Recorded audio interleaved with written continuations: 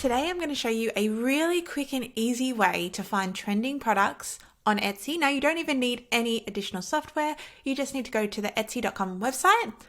Up in this toolbar up here, if you click on that, it will show you what is currently being searched for at a high volume.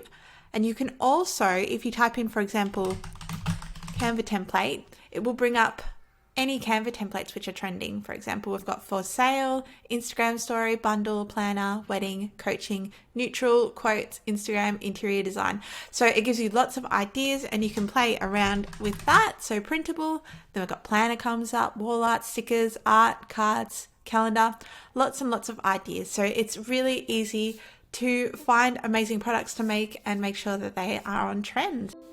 Thank you so much for watching. So this is actually part of our challenge that we have going on at the moment. It's running for 28 days in February. So definitely if you are interested in that, I will link the playlist here. Thank you so much for watching and I will see you guys tomorrow.